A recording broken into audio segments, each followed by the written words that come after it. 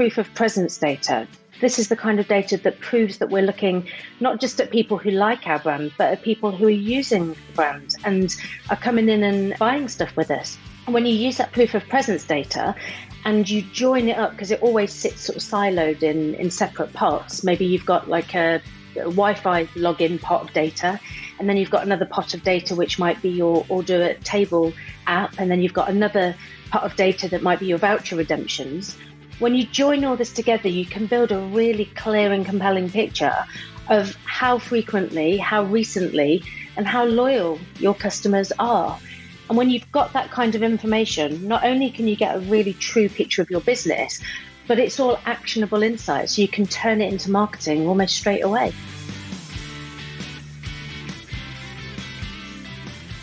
Welcome to the Hospitality Maverick podcast with me, Michael Tinkser. We at Hospitality Mavericks are here to inspire leaders to create heart-centered and profitable businesses from the inside out, the kind that both employees and customers love and support. Thanks to BizSimply for sponsoring this episode as our show partner. BizSimply is the all-in-one HR, workforce management, role-turn operation software designed and built by hospitality experts to make every shift run like clockwork. We join forces to help the industry to find new ways to become even more innovative in the way we lead our people, how we operate, how we grow our businesses, to how we serve our customers. Together we want to share strategies and tools that can make the industry thrive long-term, not just survive. In this episode, we are joined by the amazing Victoria Searl, who is the founder of DataHawks. And they are data analysts who identify, reveal, and quantify the most valuable customers to operators and help them, of course, to find more of them. I really enjoyed this conversation, Victoria, due to throughout my career, I've always been obsessed with having strong data to make better leadership decisions. And Victoria gives a clear understanding why data is not boring, but essential for making better decisions about your customer and business.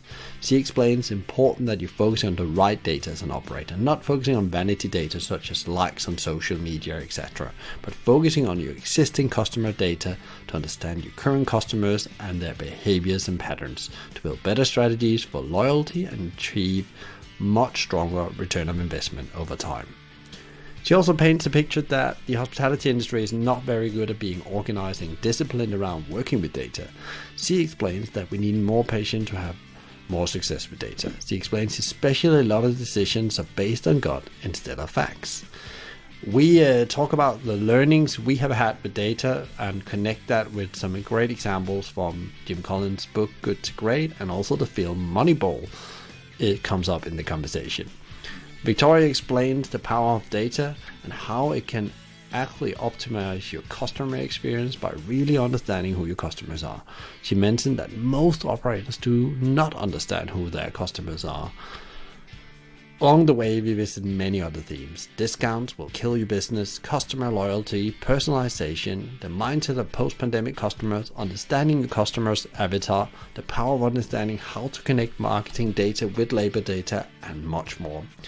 Before you tune in, please sign up to our weekly newsletter on hospitalitymavericks.com, packed with more Maverick insights, strategies, and tools. Now, grab notebook, pen, coffee, and let's get started talking data. I've been really looking forward to today's conversation. It's a subject very close to the heart and mind of me as an operator. It's all about data, and you think, oh my God, let me switch off quickly because data is so boring. But actually, when you start understanding data, you understand you're looking for patterns of human behavior. And when you know you find the right pattern, you can do incredible things in your business. But I also know in business, in any business, but I know hospitality for the most, we like to feel. We like to have this gut feel about things. And sometimes it's not really good for us because we're not asking ourselves the right questions. So therefore, I'm really looking forward to have a conversation with Victoria today about data. And she has a long background in hospitality and marketing and data. And we will dive into data and gut. And we'll also talk about how you can actually accelerate your business with data. And we're gonna talk about much more than that. But let's get started, and welcome to the show, Victoria. Oh, thank you so much for having me. Just delighted to be here with you. Yeah, I started out and said we will talk about some boring stuff about data, but I think it's quite exciting. I know you do the same from the conversation you have prior to this conversation. So, could you tell people a bit about what your business is about, DataHawks, what you guys are up to, what you're doing, what kind of purpose and problem are you solving in the world? You're quite active on LinkedIn, talking about data and the need of actually starting to utilize all this data we have in our businesses. Yeah, absolutely. And by the way, you're the second person that's told me today that data is really boring. And we know it's not boring. Like what you can do with it is exciting, but it's so true that people have got a perception that data is really boring.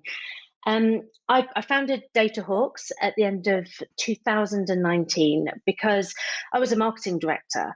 And I was really frustrated that I didn't know who my customer was. I didn't know who they were or how they behaved or why they behaved in the way they did. And it sort of struck me as being a bit odd that we spent so much money and made so many decisions on so little knowledge. And we're kind of playing with lots of stuff here. This is stuff that has far-reaching implications across the business and also on the team members who work with you. So it's really important we get that stuff right. And I realized that I think in hospitality, we're probably 25 years behind retail in terms of our understanding of data and using that data to understand our customers.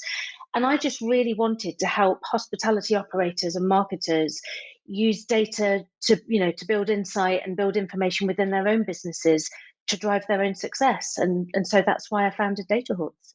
So interesting that you say 20 years behind. I have often talked about hospitality and digitalization in the same, and then data and digitalization are very close connected. We can have a conversation about that. But in my view, that that has probably changed the last year. We definitely turned on more digital channels, but therefore we also got much more data in. And I guess, what is it that you help these businesses with? Because I guess most hospitality businesses, yes, we have loads of data, but again, I think often the problem is, as the CEO or the decision maker, you don't know what to look at, and nobody really are showing you what data to look at, and actually, filter that data down to something you can make great decisions on. I think that as an industry, we focus on the wrong kind of data. So, we get very keen on things like social media data and, the data behind people engaging with our posts and our social media campaigns. And they're just vanity metrics, really. The likes and, the follows, they're all just vanity metrics. And what we need to get involved in is proof of presence data. This is the kind of data that proves that we're looking not just at people who like our brand, but at people who are using the brand and are coming in and buying stuff with us.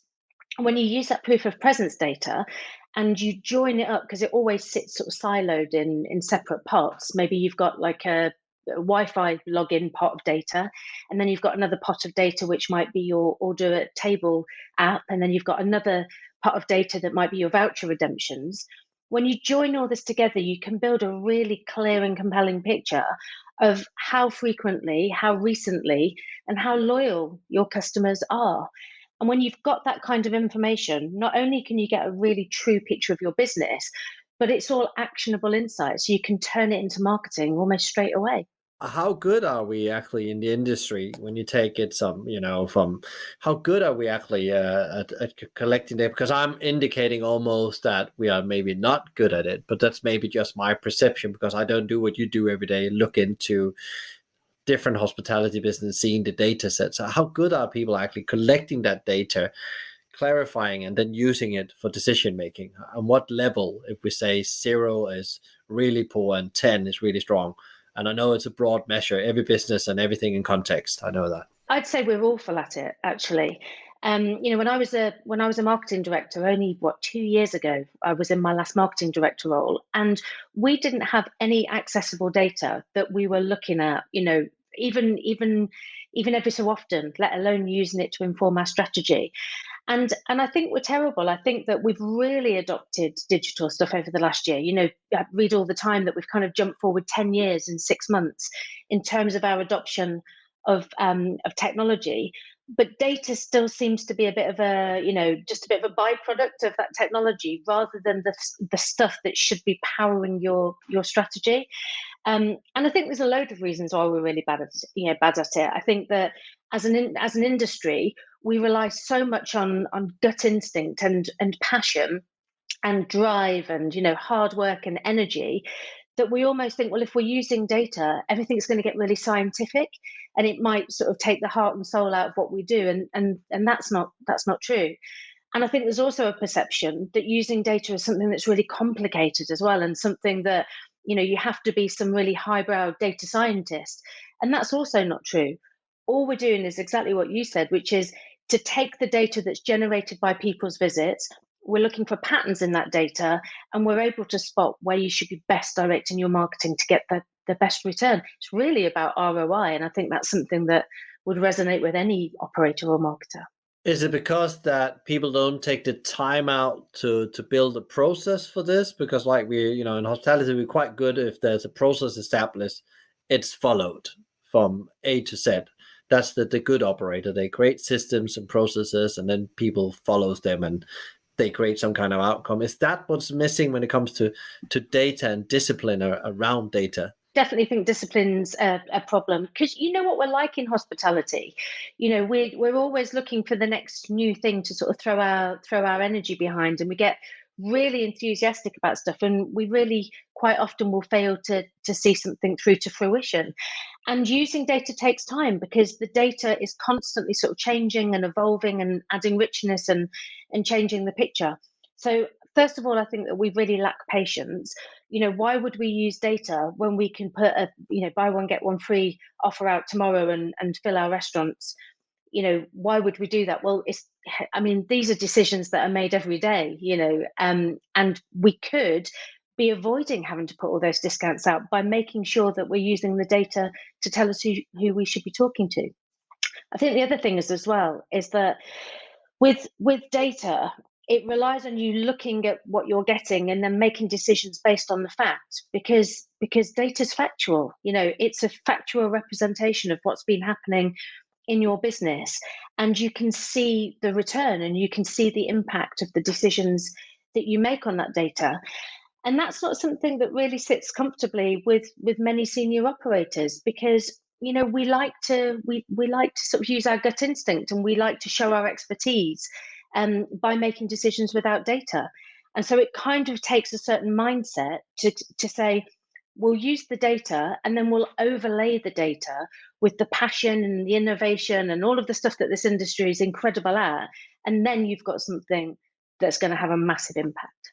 Yeah, and it's quite interesting. There's a study of companies that did really well on the stock exchange, the 500 index in the US over a 20-30 year period. And Jim Collins in his book Good to Great, and there's a whole chapter dedicated to face the brutal facts as well.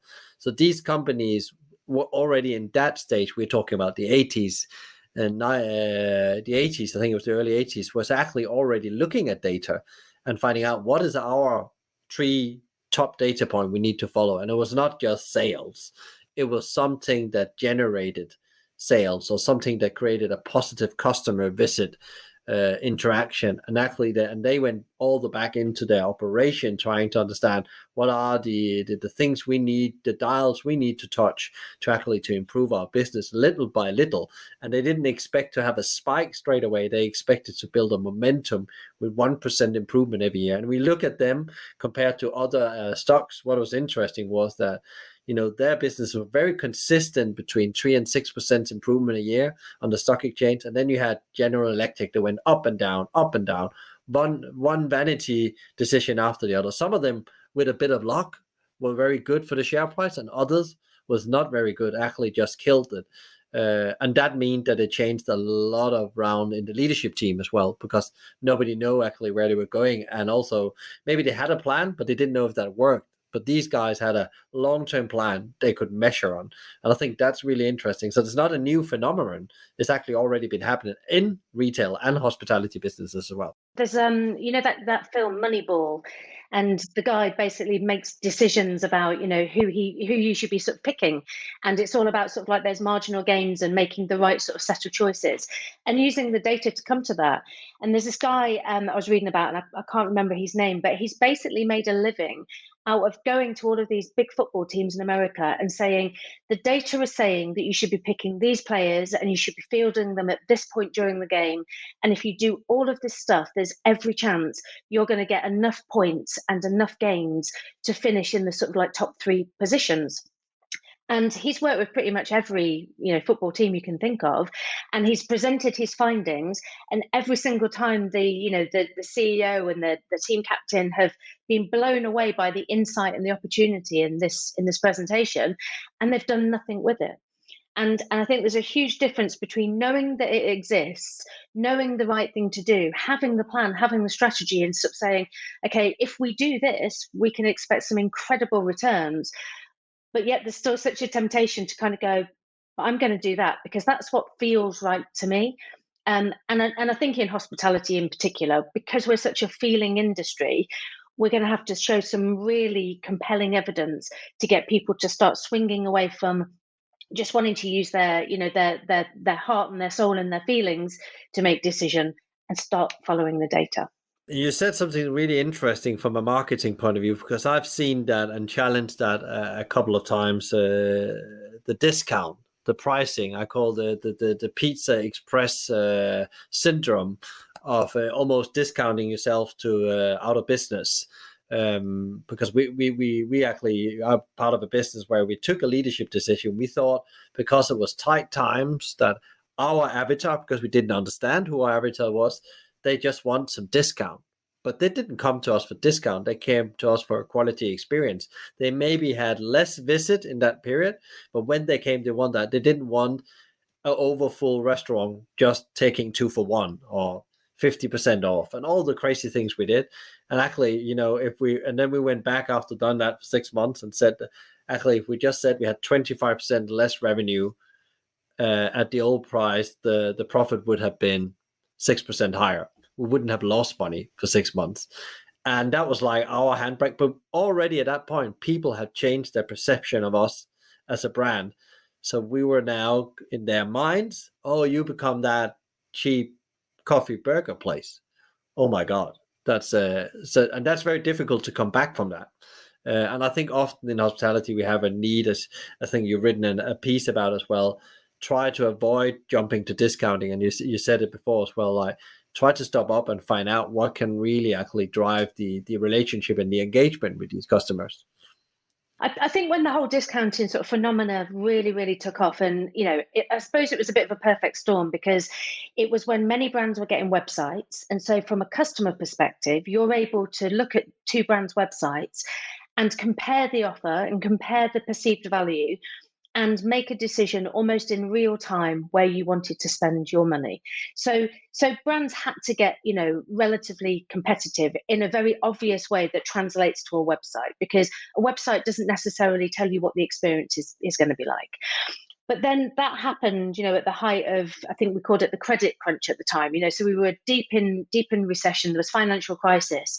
And I think the industry sort of like, responded to that and said, look, let's just go all out on discounts because we need to get people sitting in these seats. And I think I really understood that at the time. I think that, it was a very natural reaction to sort of say, well, how can we sell a lot of something? Let's compete on price. But I remember sort of sitting in boardrooms around that time, and there was one conversation that I had with a bunch of my fellow leadership team, and I said, I kind of think that, well, there's 2 things that came out of the conversation. The first one was me sort of like thinking, what might be a good idea is if all the leaders of all of the businesses, so the Pizza Expresses and all of the big brands at the time, how about everybody gets together and almost declares a bit of an amnesty on it and says, we're all going to stop discounting together, because this isn't a brand problem, this is an industry problem now. And everybody sort of laughed in the room. It was just hysterical laughter at the thought that we could do something as bold as talking to each other. And the second part of it was, everybody was discounting, but one brand that I can think of wasn't, and that was TGI Fridays in the UK. And Karen Forrester, who was the CEO at that time, she sort of went out and, was very vocal about, I'm not going to discount, I'm going to invest money in the experience, I'm going to invest money in people, I'm going to invest money in training. And I sat in meetings where other people sort of laughed at that and just said, "Oh, Karen doesn't know how to run a business. That what a foolish notion that you can just do this through training and people alone." And yet, when you look at the position that TGI Fridays were in, and the continued growth they had, when I was marketing director at TGI Fridays, I mean, the numbers that were coming through that business would make you weep with envy. And that was built on a strategy of not discounting, but of investing in quality and investing in the experience. And many of the brands that at the time were laughing at that approach, well, where are they now? But I think to wrap that kind of discount piece up, I really understood it at the time and I understood how we got there. I think to rely on it now is just lazy. It really is just lazy. And I understand why something like Eat Out to Help Out, had such a massive draw for operators, because people were desperate. People were absolutely desperate. They needed people in the business. They needed the £10 that the government were going to subsidise. They needed people coming through the door. And I completely understand why people would have done that. But I think now, if we're still reliant on discounts to try and get us through the other side of this recovery, when there are so many tactics, to grow your business, and there's been so much written, and there's so many platforms, and there's so much talk, and so many of our platforms, we're only using like 5 or 10% of the functionality within those big platforms that we use. I think to just sort of fall back on discounts now, I think would be just complete laziness, and it would really disappoint me to see the industry go there again. It'd be interesting to know what you learned from the because there's been like different, energy voices around the Eat Out to Help scheme, and most the smaller the operator I talk with, or a number of units, if they definitely have one unit, they were not a fan of it because they already were a premium offer, so they're not interested in giving their food and put the pressure on an operation that's been down for a long time. So they had no interest, but they had to participate, as you said, to get hold of that spare cash. So I understand from a government point of view what they were trying to do. They were trying to say to people, the world is back. We can go out and enjoy the summer. And then then there's another political agenda in that. Then they could blame hospitality when it all went wrong over was wrong when you look at the data. But the interesting thing is that was it a success then for the operators? Did they actually get a better business out of the Eat Out to Help scheme, or what have you learned looking at that from a data point of view? I can answer that bit straight away, because I did some analysis on some data that came through. I'm sure you won't mind me mentioning it. The Track 2 app that Airship run, and this was the Track and Trace app, and we just anonymized all the data within it, but we wanted to get a bit of a picture of the impact of Eat Out to Help Out. And we saw something really interesting and entirely predictable at the same time, which was when we got into that sort of, was it July or August? I think it was August, wasn't it, that Eat Out to Help Out ran? And that first week of August, you saw people coming back in that we hadn't seen in the data for quite a long time previously.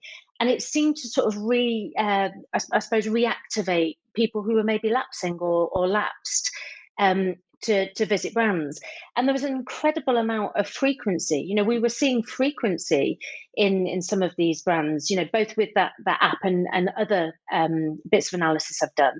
We saw that frequency was hugely increased as well. So the discount was driving people through the doors. It was changing behavior, and it was getting people through the door. But what was interesting and very predictable was that as soon as Eat Out to Help Out ended, they just disappeared. We just didn't see them back in the data again. And so it was a very sort of short-term burst. It was a shot in the arm, and it was, put some money in the till, and it was everything that, that it was designed to do. But, as an ongoing strategy, it was terrifying to me when I was hearing everybody saying, we want to continue with this, we want another Eat Out to Help Out. because I was thinking, if you looked at your own data, you would see that this is not a strategy. You would see that this is wrong. So I think that's the first thing.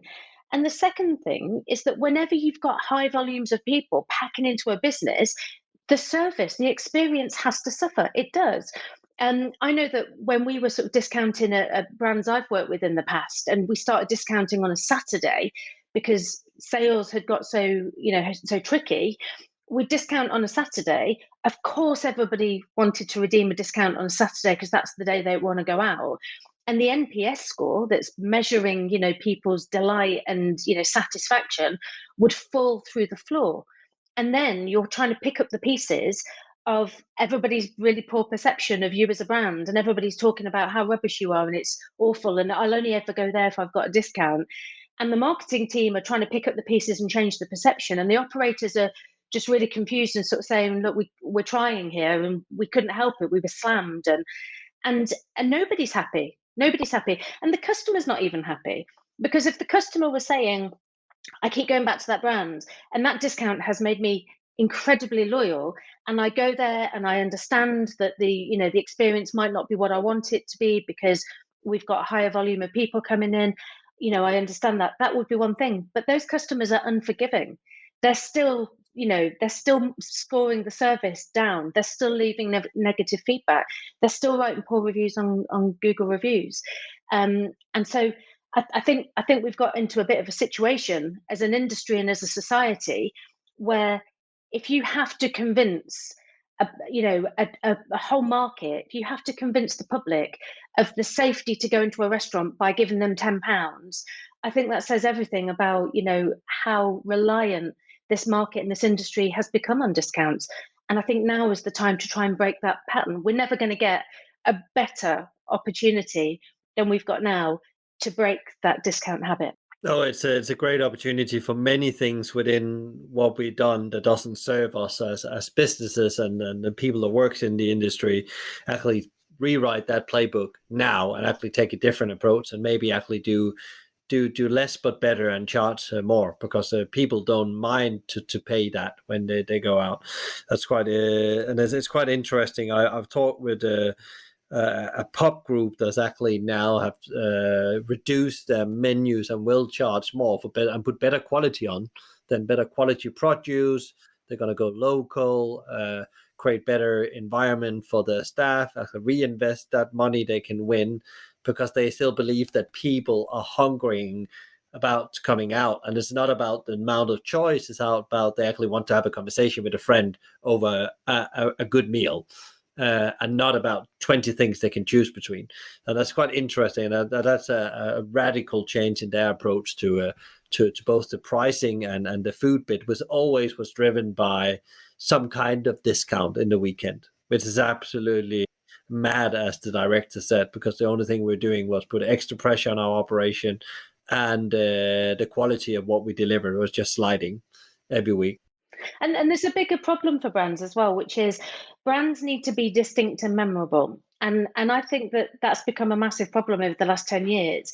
There are, and I won't mention the brands, but there are lots of brands out there that sell pretty much the same stuff. They look pretty much the same. And if you take the logo down and were blindfolded and left in there, you'd really struggle to say where you were, because the brands aren't distinct and memorable. And I see the same in retail as well, that, everybody's just selling each other's stuff. They're all trying to kind of, take a bit of that and get into a bit of this and get into a bit of that to drive revenue, rather than focusing on the core of their business and absolutely nailing that. Because if you concentrate on the core of a business and deliver that exceptionally well, that you're always going to have a market for that. But it really does come down to focusing on the operations and delivering that really perfectly, but also having a brand and an experience that's distinct and memorable that people can hook onto and go, oh, I want to go there. That's where I want to spend my money. You said something in the beginning as well that fits very well into this, that made me think about, your customer avatar, really knowing them and look at the data to understand them. And I was very lucky to spend a number of years with McDonald's, and I learned at some point that we really understood in every area we operated who our super fans was and who we were serving. Was it families, or was it, traffic coming by, if it was a motorway? And actually also there will be days where you're serving different people and they consume differently at time. At some points you don't sell up, and at other points it's really good to sell up because and that was all put into the training program. But I didn't understood that before I became very senior at McDonald's, that actually that data mining, if you can say so, and understanding these behaviors, that you always were relevant compared to your super fans that every organization has, because else every organization have people that sign up to their newsletters. So I always say that, so who is your super fan? We don't know. Do you have a newsletter? Yeah. Well, probably the people that wanted to put in their email. Okay, you will probably have some that sign up for Wi-Fi. But besides that, if they haven't deleted you, you must perceive that within that group of people, there's super fans. Is that what operators should start to focus their data efforts and their marketing and operational effort at, understanding who these super fans are, almost by name? Yeah, absolutely. And it's funny because I use McDonald's as an example when I'm doing a presentation for Propel next week.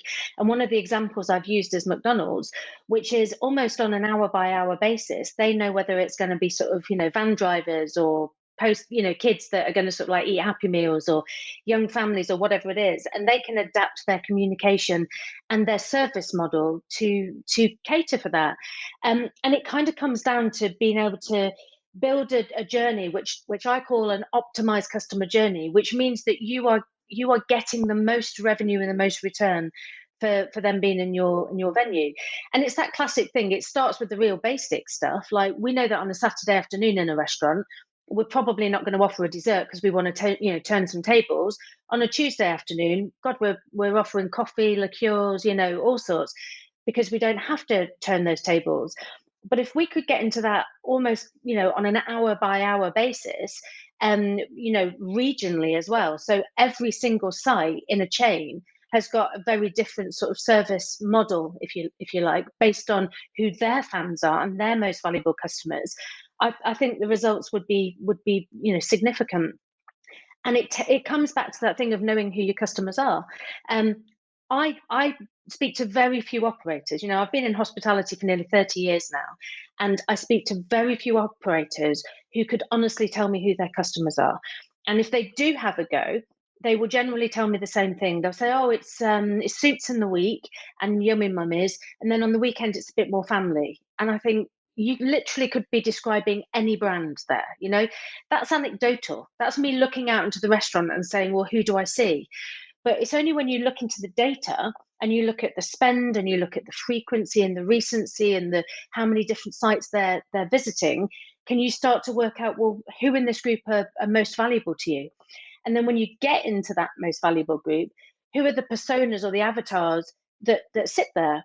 And I'm working with a big leisure brand at the moment, and we've got a core leisure product, and we talk about that core leisure product. But what we need to be drilling down into is who finds that leisure product because they're coming with kids and want something to do that's low cost and something that kids can do, and who's coming because they want a very adult, night out. Well, we're going to talk to those two people in a completely different way, and we're going to serve them different communications, and we're going to make sure that on the times when it's most appropriate to have the adults in, spending a lot more money, that's who we're going to target. And on the times when we haven't got so many adults in because they're at work, that's when we're targeting the younger families, because spend's less of a concern at that point. And we just use all this data to build these optimized journeys and get all those marginal gains and tweak all the information we know. And I just think it will have a huge impact on our sales and on our profitability too. Funny when you say optimizing the journeys, because in my view, in any organization, there's two primarily journey. There's the customer journey and the employee journey, and they have to meet and be like yin and yang in principle. And they have to, in a way, what you do in the employee journey, in a way, triples down to the experience in the customer journey. And what happens in the customer journey triples back as a feedback mechanism to if we actually did right. But I actually often see that we changed a lot in the front of house and in our marketing and so on strategic direction. But then often we actually forget to look at what's happening inside the organization. Actually, they maybe struggle. It could be they put a special offer or a dessert, new launch of a dessert campaign, but you don't actually look if you have the ability to execute on it properly in all units, because you haven't looked at data, what's worked before in units. You just take a blanket approach. We roll it out everywhere. And we do that without doing a minimal viable product test. We don't involve the frontline employees to give us data about what's good about this, what's working, what doesn't work. Is that a similar thing you've seen as well, that give unbalance in the two experiences? Yeah, definitely. And it's funny because, most of the stuff I'm doing with data, I started as an operator and then I moved into marketing. So I've got a really keen interest in both of those disciplines. And I believe that they work best when they work together and they're integrated. And I had a fascinating conversation with Alistair, who is the CEO of S4 Labour, the other day. And we were talking about the fact that there's so much you can get by just analysing the data within your labour forecasting. So, typically businesses will operate to a labour percentage, and they'll sort of say, you've got 28% or whatever it is nowadays, that's your labour percentage. You must keep within that. That's your budget. And actually, he's sort of saying that when you use the data, you can, I think he calls it base and flex, and you can know, well, how many people do you have to have on to open the business, to close the business, to run the site when there's no one in it, and then start predicting and using your marketing techniques as well to drive people in when you want them to be in, and then use that labor data to be able to say, well, when do we need people on? Is that we need everybody to start at 7 p.m. on a Monday, or are we better having, a slow build up and then a slow curve down? And the idea is, rather than being obsessed with, you've got a labor percentage and that's the labor percentage and that's the end. You'll hit your labor percentage if you flex your labor to match your sales, and you can be really prescriptive about your sales, and you can influence the sales by doing the right sort of marketing. So all of this data can work together across all of the different functions, and when you pull it all together, I think you've got something that it has to result in success. It has to. Yeah, it's very interesting. We talked before the interview about my experience with working with, both data sets, both from a profitability point of view, sales point of view, and employee and customer experience point of view in McDonald's, and how we actually build our strategies to improve a situation, both, from the engagement bit to the experience bit to sales and profit. And it was interesting. The restaurant, they adapted the right people practices and did it after the book, were actually performing 2% better in sales than the other. And that was the changing point for actually getting senior leaders to focusing on their people practices, because can I be in the top 10 then? Because they were at the top 10. And that's what they did differently. They did, they executed well on all the operation bit. There's nothing to do with that. But actually they on some certain areas within the people practices, they just went above and created that better experience for the staff, which then reflected out in the customer experience, but then reflected on sales. And I think that's really interesting, because then you start really moving mountains, because 2% in a McDonald's restaurant, if you just can imagine the revenue, is really something that works, on the bottom line. And it got better for everyone. Everybody won. Every stakeholder won. There was not like we didn't have to discuss of reducing labor and so on. What is if you want to be the, if you're the Zen master in data in hospitality, what potentially returns of investment outcomes can you expect? Because why should I start this? Well, firstly, there is no return and there's no ROI in managing your data, okay? Because that's a housekeeping thing. The ROI comes from using the data. So you've got to use it, and you've got to make that insight you're getting actionable. So everything you do when you've got your data, you should be using it to try and get to a place of, well, what are your commercial objectives? What are you trying to achieve? And use the data to get there. And it's hard to measure the ROI of the actions. And particularly for me, my business is not even 18 months old yet. And so, I've been operating when we've been largely closed. I can tell you the size of the opportunity that I've been surfacing, and it runs into many millions of pounds for some of the larger brands, the opportunity that sits within their data. And it's going to come down to a number of things. It's going to come down to, getting that sort of like, presentation like the guys in the football teams did, and then deciding to use it, and then use it properly and wholeheartedly, and not just cherry pick the bits that kind of best suit the narrative that the leadership are trying to build. And then understand that, data is there to drive all parts of the business. Absolutely it is. But, your operational delivery and the decisions you make and the employment engagement or employee engagement you've got, they're all just as important. But data will never fail to deliver an ROI when you're using it. It would just never. I can tell you that there's a lot more ROI in data than there is in gut instinct. So it's about actually what you're saying. If you want a return of investment, you need to start practicing discipline and patience around it to find these patterns where the gold is, because you don't find gold by just digging once in the ground. You need to really do your testing and finding out what really works for your organization. I guess also that's not one fit model here. There's not one approach that will work for any organization. You need to find your journey, I guess, as well.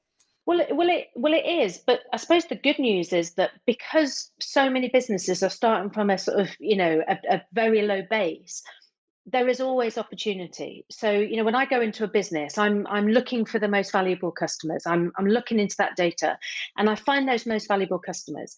And then I try and profile them in as much detail as possible. How are they visiting? What are their visit patterns? Who are they? And then I look for those people or people that share very similar characteristics in the wider data set. Maybe they're not quite as, recent. Maybe they don't visit quite as frequently, or they're not quite as loyal, but they show really, really good promise, and they share lots of the same characteristics. And then straight away we can say, well, how do we communicate with those people? And you can use your CRM to instantly start communicating with those people, because we've got their email address, we know who they are. So when I kind of leave a business, I always start with an audit of data. When I leave that audit, it always says, if you convert 5% from this slightly less valuable group to becoming more valuable, this is how much this is worth in your business, based on your data, based on your sales patterns, based on your average spend. And it's always a huge number. And that's something that could be actioned straight away. That literally comes down to saying, here are the list of those emails. Start communicating with them. Just start. And then ongoing, it's a test and learn thing. And the more we do, the more we learn. Do the best you can until you know better. When you know better, do better, and you can grow and you can develop. And I suppose it's like anything. The more you work with something and the more you get to know it, the more the opportunities present themselves to you. But there's always instant opportunity, because nobody's doing anything with their data, so it's sitting there right to get started. Yeah, and I guess about that 1% improvement every day I always talk about. If you do 1% better on something every day, you'll be 14 times better in 12 months' time. So that could be 14 times much more revenue on some categories you were unknown about. Moving apart from the big data conversation, there's so much meat on. It'll be also great to hear from you, because you have gone on a journey in hospitality. What is this we can take the data angle. What is the biggest failure you have made in your career, and what did you learn from it? Because we always hear about success, but the real gems is in the failures often. Yeah, it's funny, because at the time, say if a job didn't work out, or I didn't make the impact I wanted to make in an organization, it probably felt like a massive failure at the time, and I would have taken it very personally, and it would have really bothered me, because I want to do well, and I want to make an impact, and I want to leave a place in a better state than I found it. And now, with the benefit of hindsight, that would have felt like huge failure then. But with the benefit of hindsight and a bit of age, I can kind of look at it and I go, well, first of all, so much of that was out of my control, and I didn't realize it at the time, because I was so in the weeds of it. But so much of it would have been out of my control. And had that not happened, I wouldn't be here today running DataHawks, which is doing incredibly well, and loving what I'm doing. So I'm not sure I could say there's been any failure. There's nothing that, if you said to me now, can you go back and, delete anything from your career? I don't think I'd delete anything. I really don't. Didn't feel like that at the time, but looking back now, no, I wouldn't. There's nothing I would take away. Yeah, that's super interesting. You sometimes need the pain to become the person you are today, and you can't see that before you walk through the pain in a way. Which, if we'll, it's just, there's probably some people. There's always some people that's very influential to you, and especially if you stay in the industry for a long period of time, decades, as I've done myself. Who are the people that has been most influential to you through your career and in your life? Who have been part of forming you as an individual and business owner today? Um, well, I mean, it's quite personal, but it's my two grandparents, my two grandmas, and they were. I mean, both of them have passed away now. They would both be 101, and they were both very elderly when they died. But they were those classic northern women who, took control of a family during wartime.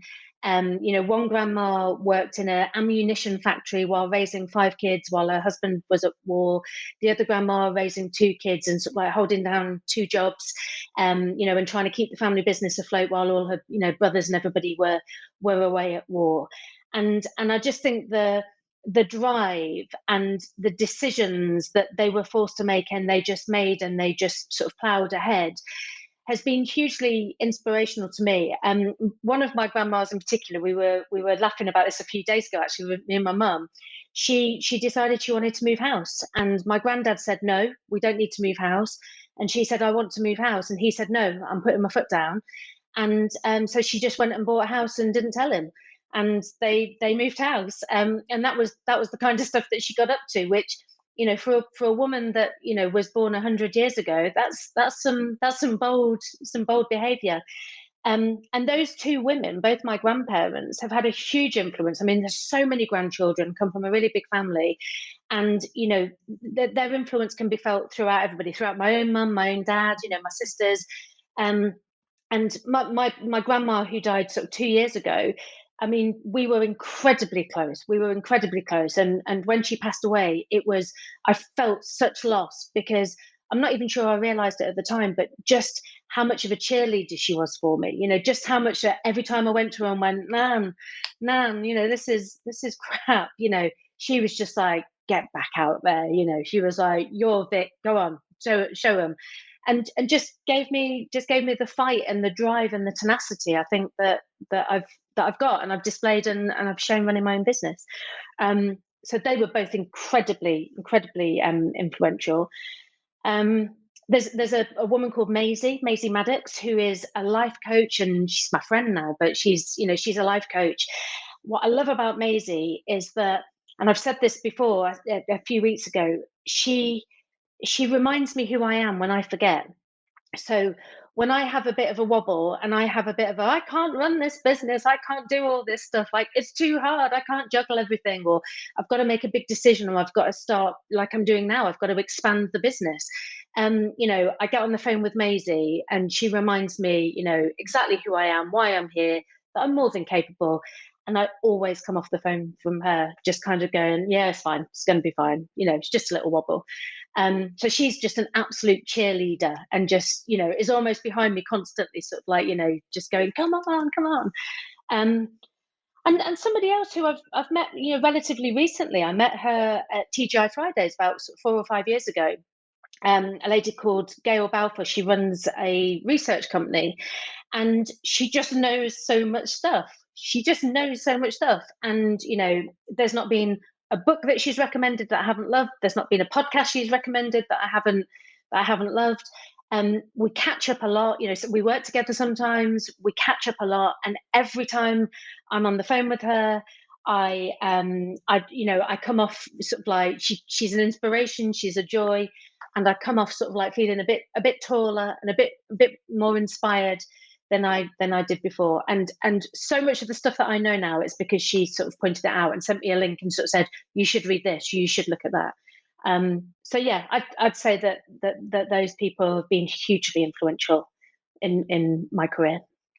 Some really, really great and strong, very personal connections. That's actually because sometimes you have conversation, and that's cool as well. You have your Richard Bransons and so on, but it's really inspiring to hear that it comes from your grandmom and the strengths. I have a similar story. My grandmom is, really also a similar kind of lady from the countryside that nobody could stop. She was just Yeah. for, and that was probably why my mom became an entrepreneur herself and so on. How do you then every day when you have to, now you're your own business owner, you've been in a very demanding jobs before, because I think it's very important in these times we all learn from each other how we can show up pro or stronger every day and how we actually get through it, because it's tough, it's no doubt. From a hospitality point of view, we're probably in the bottom, in a way, how we feel about our industry, what's going to happen, it's all unclear, and we have to get up every day and actually just get on with it. How do you get up every day and just find yourself in the right place to deliver the things you need to do? I think during lockdown, you know what, there was a point in lockdown where sort of like, me showing up would mean that I'd put some mascara on and wasn't wearing a tracksuit sort of thing, because it just all started to feel a bit never ending. And I suppose I'm really lucky in that I'm very energetic and I'm very driven anyway. And even when I kind of have a bit of a low moment, I tend to sort of be able to, self start myself.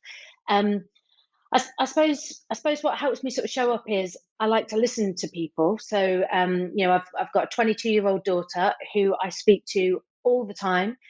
She's got her own place now, but we speak a lot, and she gives me loads of advice, and she gives me loads of perspective that I didn't have, that I use, and isn't shy to tell me when she thinks I'm being a bit of a dick. So that's always good to hear. I have lots of catch ups with people that aren't about work, because I think showing up is about sort of being able to be, I suppose, be relevant to what people are looking for or what people need to hear in that moment. And I think I'm quite an empathetic person, as in I can generally read, the mood of what's happening and know how I can kind of contribute and how I can help that. Um, but I suppose it's being present. It's being present. I look after myself and get some half decent rest. And I used to go for like long walks in the countryside and stuff like that, and having a 4 hour bath and stuff like that. But when I show up, there's a huge amount of energy, a huge amount of passion, a huge amount of presence. And I think that's just a way I've always lived. Yeah, it's very interesting, especially in hospitality. You said the word rest. It's not something that is connected to hospitality. It's the work hard mentality, and that's what we need to do. And actually, it's actually not serving you, because actually, when you don't rest, you can't show up with the energy you need, because you need a lot of energy and passion to run a hospitality business, or being present in the hospitality business. So many moving parts all the time, and I think that's one of the things I've learned myself as well. Like, okay, you need to be a curve fee of when it's not work, and it's really hard, especially when you own business, and or you're doing everything in the early days, and you have all hats on, and you need to deal with all things. That's not something. And I think that the thing we hopefully can take out of the pandemic is that we are a bit better to switch off sometime as leaders, because then we can make better decisions when we need to show up and play our most impact.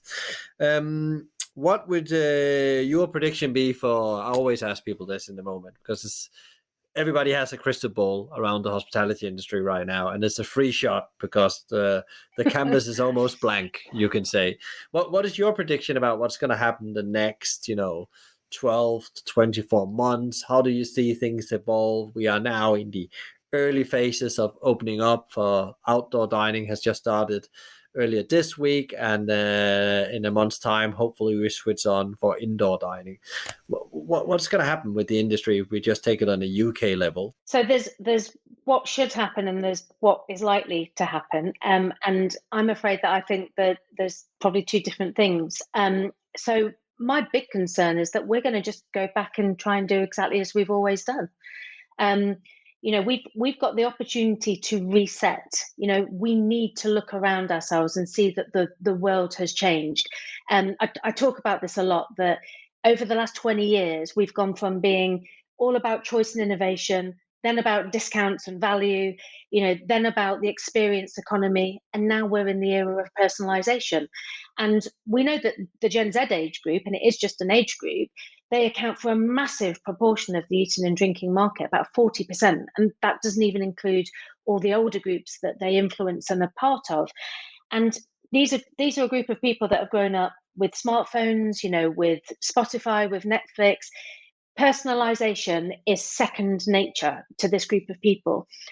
And my concern is that we'll just go back to doing what we've always done, which is to just work around the clock and graft and be really passionate and make big decisions and all of that. And we'll forget that other stuff is happening and that the world is changing. I mean, the world was changing long before COVID, but there is no way that the new world post-pandemic, however that lands, there is no way that the stuff we did before can be relevant and can be right for this new way of doing it. So I hope that people will take a bit of time to reset. I hope that once all of the panic and the fear, which has been completely understandable, about people losing livelihoods and wondering what will become of the industry, and that's been absolutely justified and right, will very quickly, once we start to reopen, get to a place of sort of like looking up, looking at other industries, looking around our own industry and seeing that the world has changed. And if we're honest, it had changed a long time before COVID. So how do we start to put stuff in place? Because people will always want to eat and drink. Our job is to adapt to how they want to do that, and how we can get them there. So yeah, I'm hoping that that's the prediction. A period of reflection, and then an acknowledgement that the world has changed.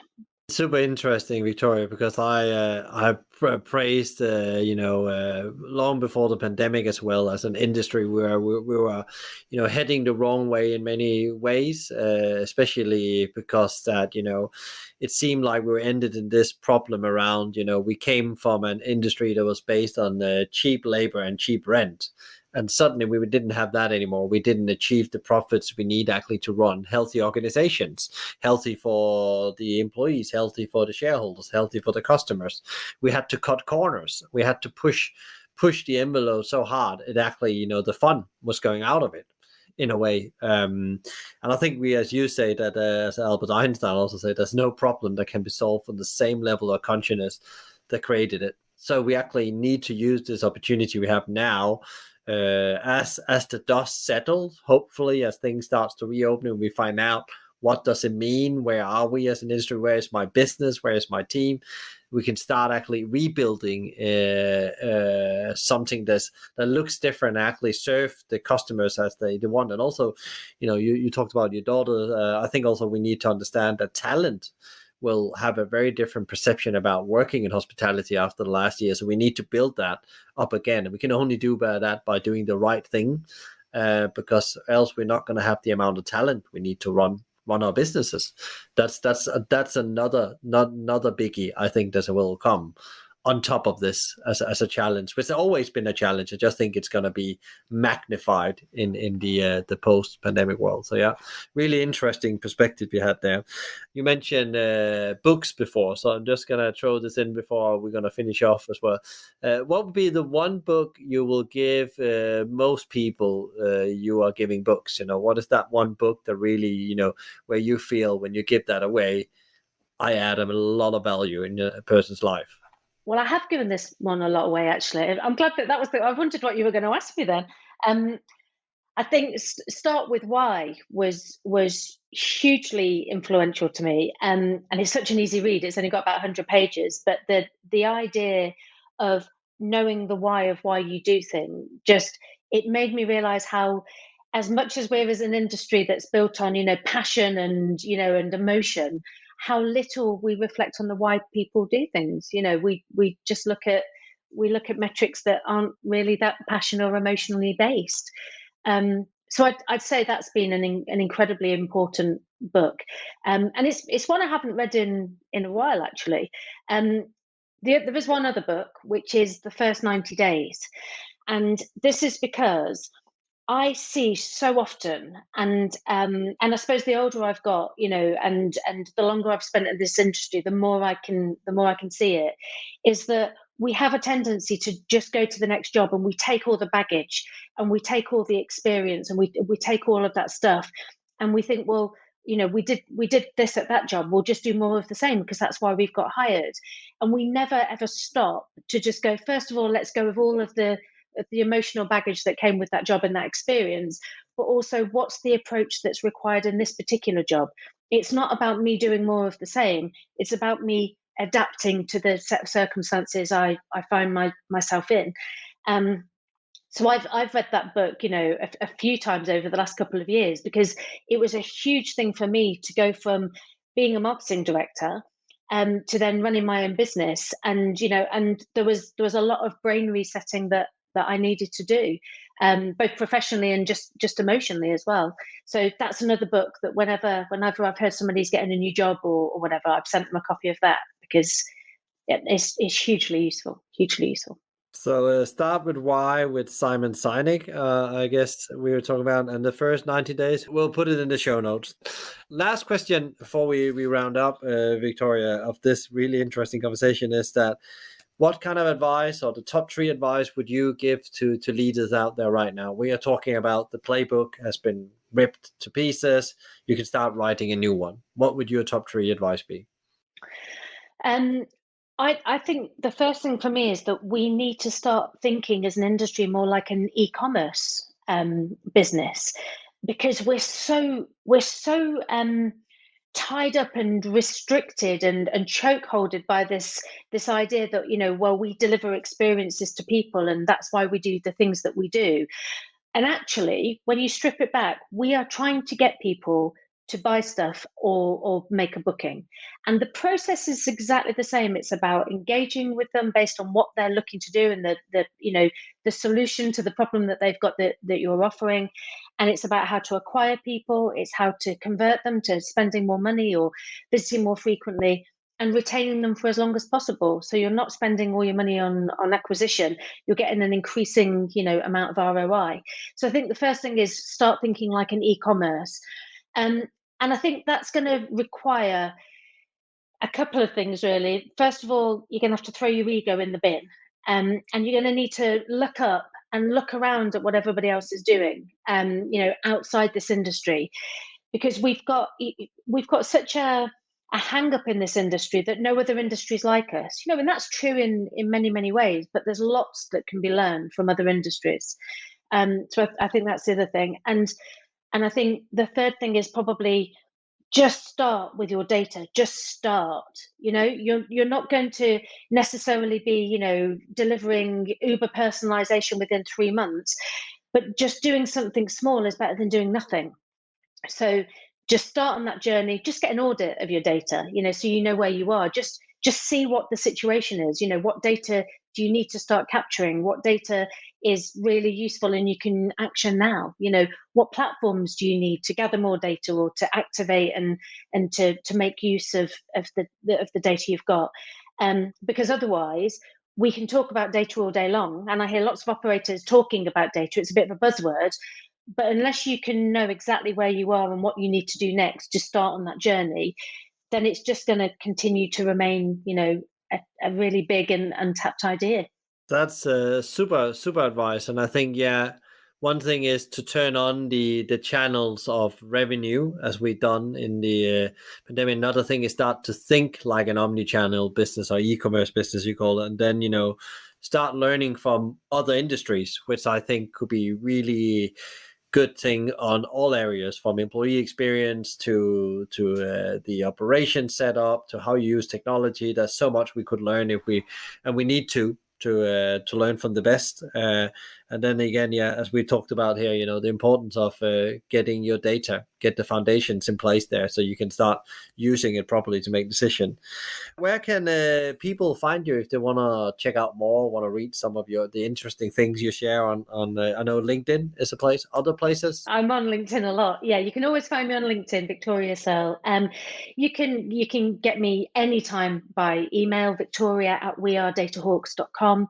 I'm always up for just a bit of a chat. I'm always up for let's get half an hour, and we'll just talk through where you are and what you're trying to achieve, and just have a bit of a discussion about it, because this is more than me running a business.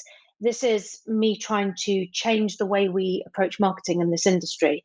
So the more people I can sort of like share that message with and bang that drum with, the happier I am. So I'm always up for a conversation. Great. Thank you so much, Victoria, for coming on.